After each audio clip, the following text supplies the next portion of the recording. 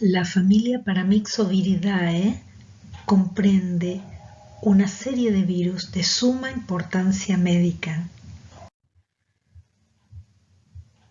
La clasificación de Paramyxoviridae es relativamente simple. Es una familia que comprende dos subfamilias principales, Paramyxoviridae y subfamilia Pneumovirinae. Dentro de la subfamilia Paramyxoviridae tenemos tres géneros de importancia. El género Morbillivirus, que comprende el virus del sarampión, el género Respirovirus, que comprende el virus parainfluenza 1, 2 y 3, y el género Rubulavirus, dentro del cual tenemos el virus de la parotiditis.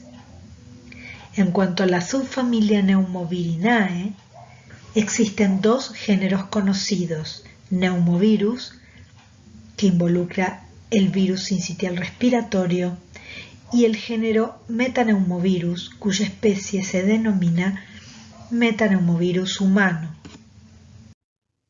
En cuanto a las propiedades generales de esta familia, podemos decir que son virus RNA negativos de simple cadena no segmentada, poseen una envoltura de lípidos en forma de bicapa que está revestida de proyecciones. Estas proyecciones son la glucoproteína neuraminidasa y hemaglutinina, la glucoproteína de fusión y la proteína de matriz M.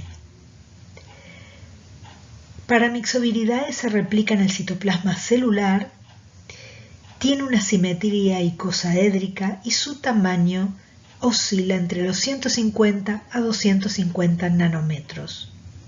Estos virus son sensibles a los solventes orgánicos y son inestables en el medio ambiente, por eso se desnaturalizan fácilmente en un par de horas.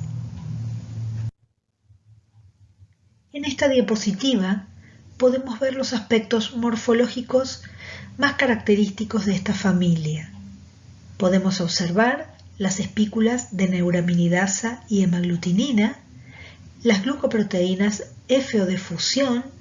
Estas proteínas o glucoproteínas intervienen en la adhesión y penetración del virus en la célula.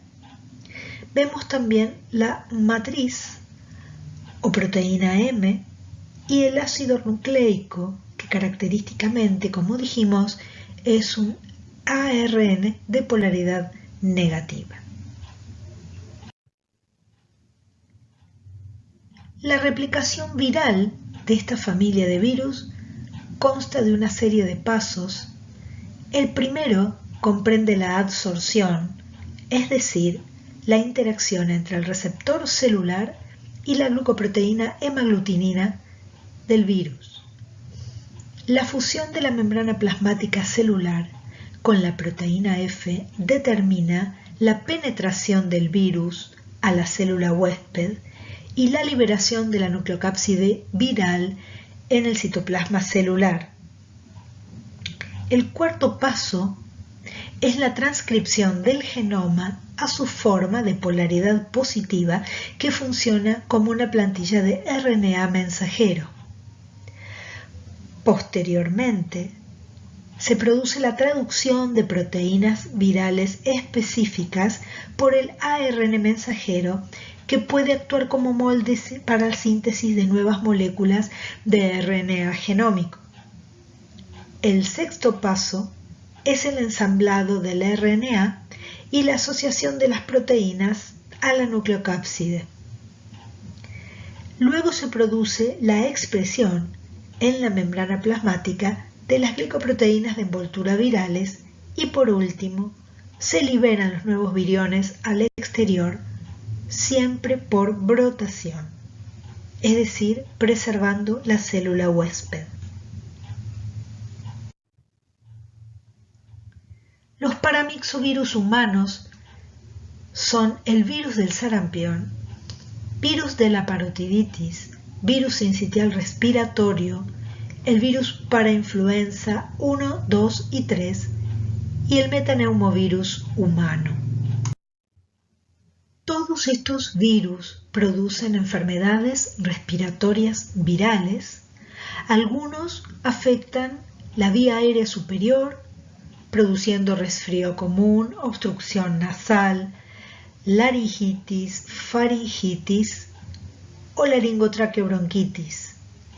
Otros afectan la vía aérea inferior, produciendo traqueobronquitis, neumonía o bronquiolitis. Esta última es la infección respiratoria de mayor prevalencia en nuestro medio, afectando principalmente al grupo etario de los menores de 3 años. Nos vamos a referir ahora al virus del sarampión. El virus del sarampión pertenece al género Morbillivirus. Todas las cepas conocidas actualmente son de un mismo tipo antigénico, es decir, no existe variabilidad antigénica en este virus. Produce una infección viral aguda muy contagiosa denominada sarampión, que es una enfermedad exantemática que afecta principalmente la vía respiratoria, pero también puede comprometer otros órganos, como la piel, las mucosas, el sistema nervioso central, el riñón. El sarampión es una importante causa de morbimortalidad en niños pequeños y es una enfermedad inmunoprevenible. Desde la década del 70 existe una vacuna disponible en nuestro calendario de vacunación. En este esquema se pueden identificar los distintos componentes del virus del sarampión que tiene similitudes con otros paramyxovirus. Vemos las proteínas de matriz, las glucoproteínas de fusión, las glucoproteínas de neuraminidasa y hemaglutinina, el ácido nucleico y la membrana lipídica. En cuanto a los aspectos epidemiológicos del virus del sarampión, podemos decir que el único reservorio que se conoce del virus es el hombre. La fuente de infección son las secreciones respiratorias humanas y la vía de transmisión es respiratoria o aérea. La presentación del sarampión es epidémica con periodos interepidémicos de 2 a 3 años. Nuestra región y nuestro país había presentado la eliminación de este virus. Sin embargo, hace pocos días se ha conocido un caso de sarampión en un niño de 9 meses que no ha viajado y se cree que es un rebrote epidémico de la enfermedad. La prevalencia estacional del sarampión es en los meses fríos, otoño e invierno.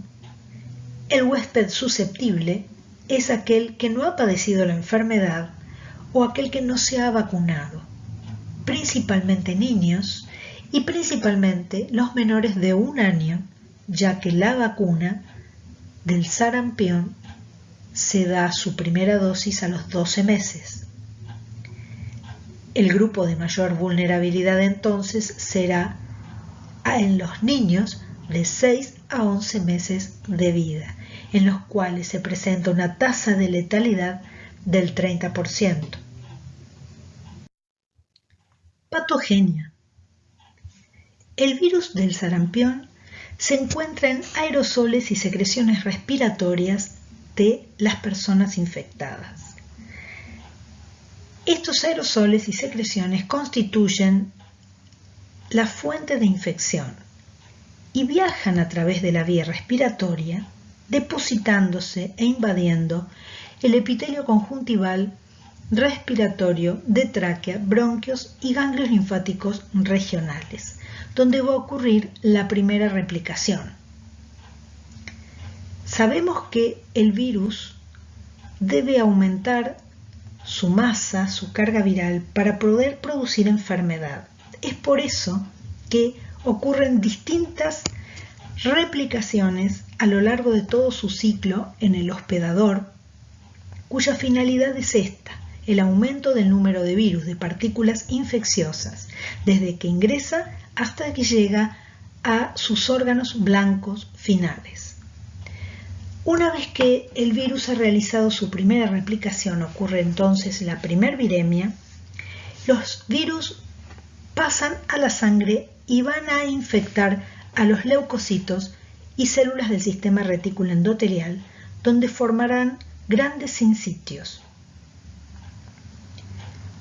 Una vez que se forman las células gigantes, se reinvadirán los leucocitos infectados, afectando los monocitos, las células endoteliales y células epiteliales. Ocurre entonces la segunda viremia. El virus se va a dirigir a sus órganos blancos finales, la piel, las mucosas, la conjuntiva, el tracto gastrointestinal, el pulmón, hígado y riñón. Dentro de la patogenia es de suma importancia también considerar las infecciones secundarias que se producen tras la infección viral, es decir, infecciones bacterianas, afectando principalmente el pulmón, produciendo neumonía, el oído, que lleva a otitis media, la bronquiolitis y la hepatitis.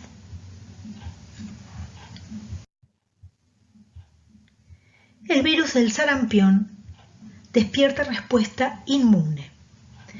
Los anticuerpos específicos se van a producir frente a cada uno de los antígenos virales principales, hemaglutinina, el factor F y la nucleocápside. Estos anticuerpos aparecen en la circulación dentro de los 10 a 14 días desde la infección. Se llama este periodo exantemático y coincide con la aparición del exantema característico de esta enfermedad. Si la persona ha padecido el sarampión, los anticuerpos van a persistir toda la vida. Y en cuanto a la inmunidad celular, también jugaría un rol protector en la infección.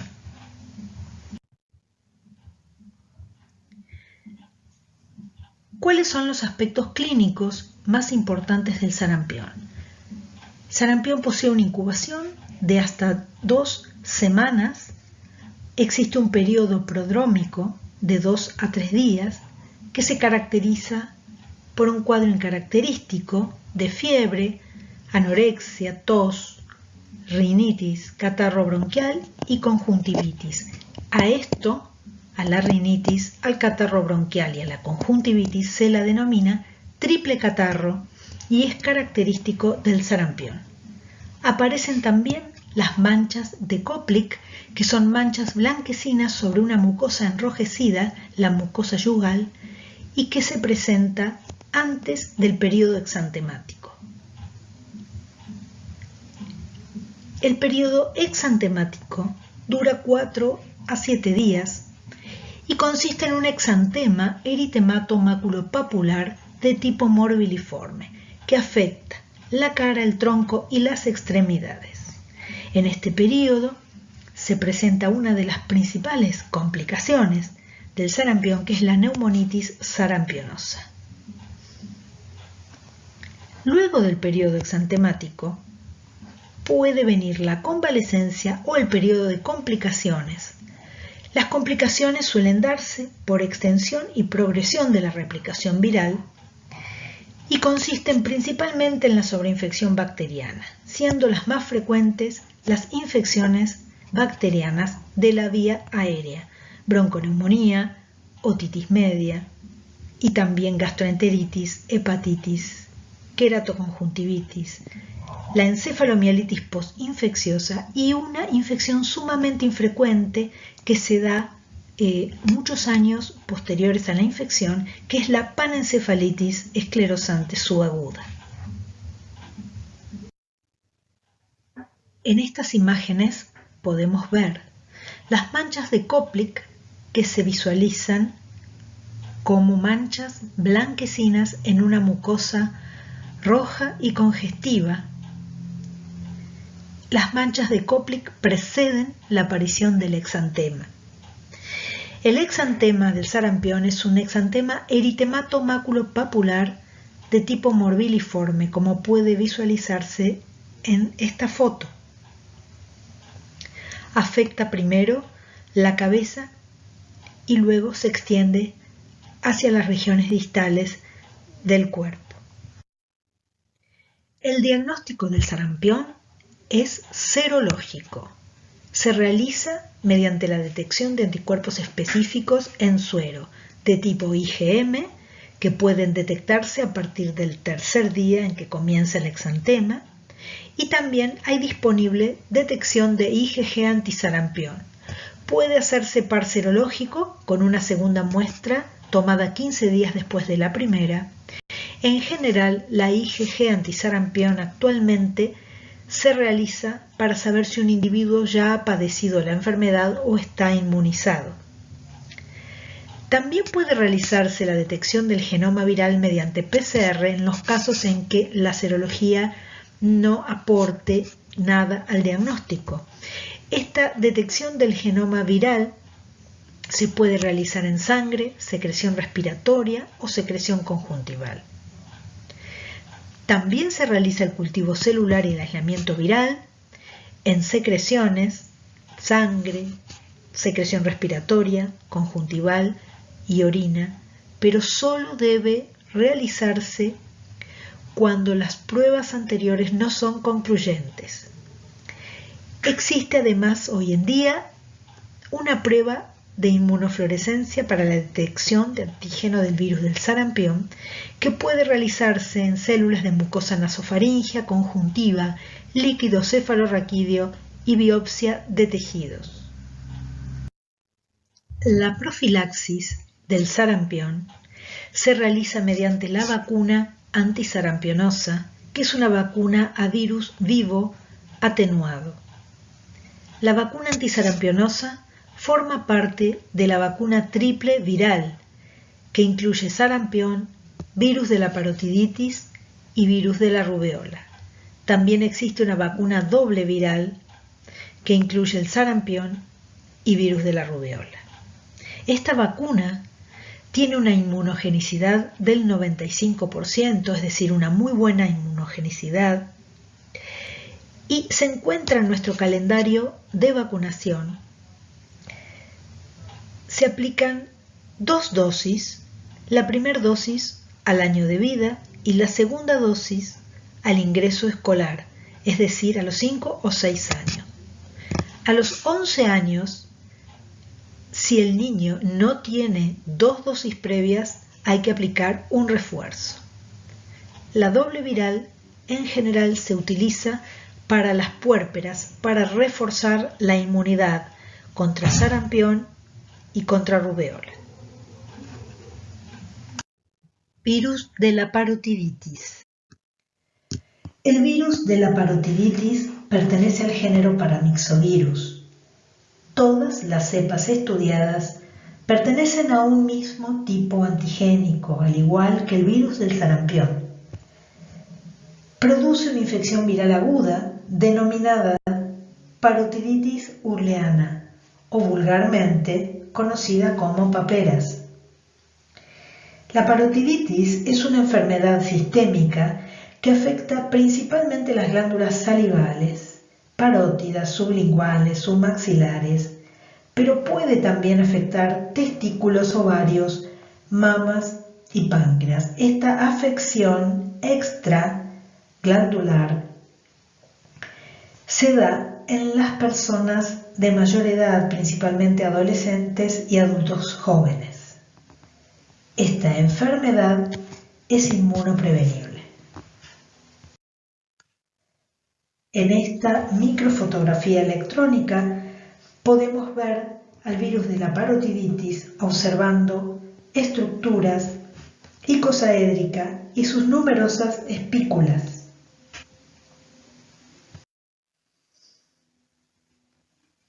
En cuanto a los aspectos epidemiológicos más importantes de este virus, podemos destacar que el reservorio es el hombre. La fuente de infección la constituyen las secreciones salivales y respiratorias. Su vía de transmisión es respiratoria o aérea. La presentación de esta enfermedad es endemoepidémica con brotes que se dan cada 3 a 5 años. Su prevalencia estacional es en invierno y primavera. El huésped susceptible es aquel individuo que no tuvo la enfermedad o que no se ha inmunizado, principalmente niños y adolescentes. El grupo de mayor vulnerabilidad lo constituyen los niños de la primera infancia. Sin embargo, las complicaciones se dan en niños mayores, adolescentes o adultos jóvenes. El sitio de ingreso o puerta de entrada del virus de la parotiditis es la vía respiratoria superior. En esta vía respiratoria superior es donde ocurre la multiplicación en la puerta de entrada, es decir, en las vías respiratorias superiores y ganglios linfáticos regionales. Luego ocurre la viremia primaria y el virus se dirige a glándulas salivales, donde va a producir inflamación intersticial glandular, degeneración del epitelio ductal y posteriormente de la afección glandular salivar va a realizar su viremia secundaria y se va a dirigir a los testículos, donde va a producir la degeneración difusa de los tubos seminíferos, edema y hemorragia intersticial y afección de otros órganos como meninges, páncreas, ovarios y mamas. Una vez que el virus ha afectado secundariamente estos órganos, se produce su excreción por orina y puede encontrarse como viruria en la orina de los huéspedes infectados. En cuanto a la respuesta inmune del virus de la parotiditis, los anticuerpos van a aparecer a los 7 días de la infección y alcanzan títulos elevados entre las 2 y 3 semanas del inicio de las manifestaciones clínicas. La inmunidad frente a la infección persiste por muchos años y posiblemente de por vida, ya que no se han reportado segundas infecciones. En cuanto a los aspectos clínicos de la parotiditis, esta enfermedad tiene una incubación de 15 a 18 días. El periodo de estado se caracteriza por un comienzo brusco y agudo de la tumefacción dolorosa de las parótidas. Esta tumefacción puede estar acompañada o no de compromiso de otras glándulas salivales, sublinguales, submaxilares. Además, el paciente presenta fiebre y postración. Las complicaciones se dan a los 7 días del inicio de los síntomas. La más frecuente es la orquitis, que afecta al 30% de los varones púberes, pero también puede presentarse meningoencefalitis, compromiso pancreático, compromiso del ovario y mastitis. En esta fotografía podemos observar el compromiso de las glándulas submaxilares y sublinguales. El niño presenta un cuello edematizado, enrojecido, inflamado, probablemente doloroso, y la cabeza ladeada hacia el lado donde presenta menos inflamación. El diagnóstico de la parotiditis es serológico, se realiza mediante la detección de IgM antiparotiditis en suero, la cual se va a detectar a partir del 10º día del comienzo de la enfermedad. En algunos casos, también puede solicitarse la detección del genoma viral mediante reacción en cadena de la polimerasa, ya sea en líquido cefalorraquídeo o en saliva, y solo para casos muy particulares, donde no es concluyente ni la serología ni la PCR, se solicita el cultivo celular y el aislamiento viral ya sea en saliva, en líquido cefalorraquídeo o en sangre.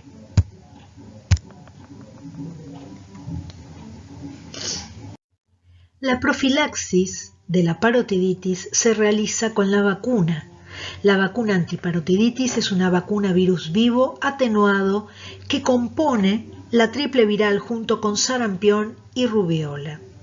Esta vacuna tiene una inmunogenicidad del 95% y se da en 2 dosis a los 12 meses de vida, la segunda dosis al ingreso escolar y a los 11 años en niños que no tengan 2 dosis previas. Virus sincitial respiratorio. El virus sincitial respiratorio posee ese nombre por las manifestaciones clínicas que produce y su capacidad de producir sincitios en los cultivos celulares donde se lo aísla. Pertenece al género Pneumovirus y es la causa más importante de infección respiratoria aguda baja o IRAB en los niños pequeños. Su presencia se anuncia anualmente a mediados de otoño cuando comienzan los primeros fríos por el aumento de casos de bronquiolitis, neumonía y el aumento en el número de ingresos hospitalarios de niños con IRAB. Su difusión es tan eficiente que casi la totalidad de las personas han experimentado infección por virus sincitial respiratorio en los primeros años de vida, pero la inmunidad no es completa y se suelen producir reinfecciones. En cuanto a su morfología, existen 2 variantes antigénicas, A y B, y a diferencia de otros paramyxovirus, la glucoproteína de envoltura G permite la absorción a la célula huésped, aunque carece de actividad hemaglutinina y neuraminidasa. La transmisión del virus sincitial respiratorio es por vía aérea o respiratoria. La replicación del virus se produce en la puerta de entrada, es decir, en la nasofaringe, y a partir de aquí se produce la diseminación por el epitelio respiratorio, en una propagación célula a célula y aspiración de secreciones al tracto respiratorio inferior. Produce neumonía intersticial con atrapamiento aéreo, afectando principalmente la vía aérea y es la principal causa de bronquiolitis en nuestro país. No se detecta viremia porque el virus no pasa a sangre. El virus sincitial respiratorio es el causante del 80% de la IRAB en niños menores de 2 años. El reservorio es el hombre y la fuente de infección son las secreciones respiratorias. El virus sobrevive hasta 24 horas en secreciones contaminadas y hasta 1 hora en guardapolvos y objetos inanimados o fomites. La vía de transmisión es respiratoria y por autoinoculación, por eso es muy importante el lavado de manos frecuente. La presentación es epidémica, en periodos interepidémicos de 2 a 3 años, y su prevalencia estacional es en los meses fríos, principalmente otoño e invierno. Son huéspedes susceptibles los individuos que no han padecido la enfermedad, principalmente los niños pequeños. Los niños de 6 a 11 meses de vida son el grupo de mayor vulnerabilidad con una tasa de letalidad del 30%. En esta foto podemos observar una terapia intensiva pediátrica de Buenos Aires en donde vemos que son todos lactantes pequeños los que están internados y ventilados, todos ellos con diagnóstico de ingreso de bronquiolitis grave por virus sincitial respiratorio.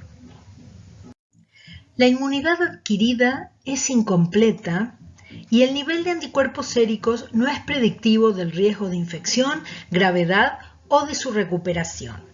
Los anticuerpos maternos no proveen protección total y la presencia de IgA secretoria es importante ya que se correlaciona con la disminución de la diseminación viral, por eso es tan importante la lactancia materna como fuente fundamental de IgA secretoria.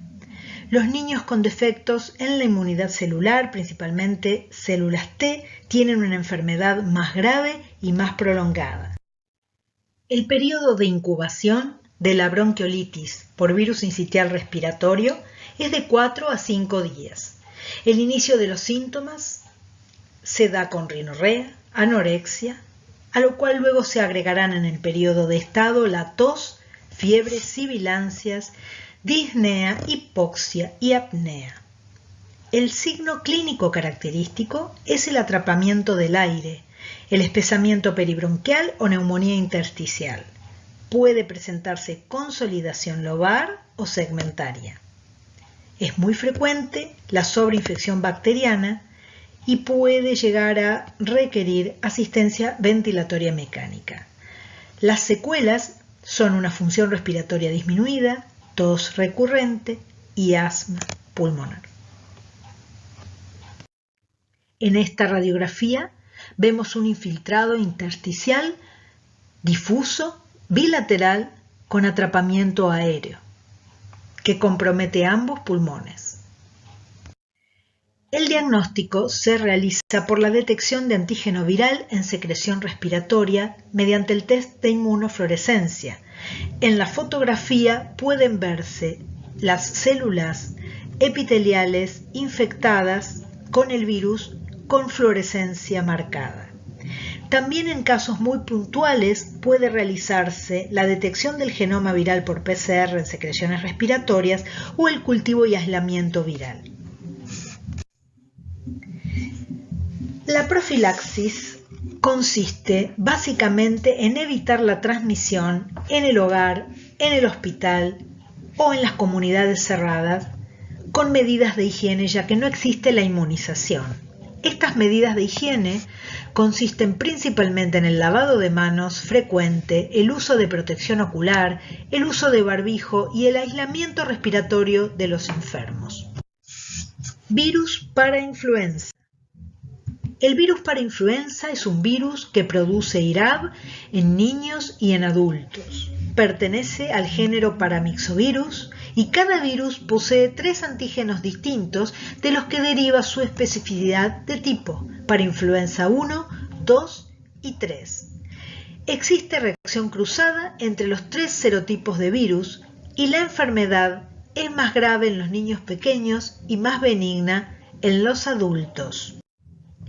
En esta microfotografía electrónica podemos observar las características morfológicas del virus para influenza, con su simetría y sus espículas características. El virus se transmite por vía respiratoria y se replica en la nasofaringe, es decir, en la puerta de entrada. Tiene una diseminación a través del epitelio respiratorio, es decir, también se propaga de célula a célula y se produce la aspiración de secreciones al tracto respiratorio inferior. Por lo tanto, no pasará sangre y no se detecta viremia. Produce una enfermedad leve de la vía aérea superior, laringotraqueobronquitis, también llamado CRUP, neumonía intersticial y bronquiolitis con compromiso de la pequeña vía aérea. En cuanto a la respuesta inmune, existe una respuesta serológica a la infección inicial mediada por anticuerpos neutralizantes, pero estos anticuerpos no son duraderos y permiten la reinfección, dando cuadros siempre más atenuados cuando se trata de una reinfección por virus para influenza. Se produce reacción cruzada contra los distintos serotipos de virus para influenza y una amplificación de la respuesta humoral con la infección por diferentes serotipos. Los anticuerpos de tipo IgA secretorios de las mucosas solo se producen en la infección aguda, pero desaparecen luego de 6 meses de la enfermedad. El diagnóstico se realiza por detección de antígeno viral en secreción respiratoria por test de inmunofluorescencia, al igual que en virus sincitial respiratorio. La detección del genoma viral por PCR en secreciones respiratorias o el cultivo y aislamiento puede realizarse, pero en ocasiones donde el test de inmunofluorescencia no es concluyente. En cuanto a la profilaxis, no existe vacuna y las principales medidas son el lavado de manos, el uso de protección ocular, el uso de barbijo y el aislamiento respiratorio de los enfermos, es decir, evitar la transmisión en el hogar, en el hospital y en las comunidades cerradas con simples medidas de higiene.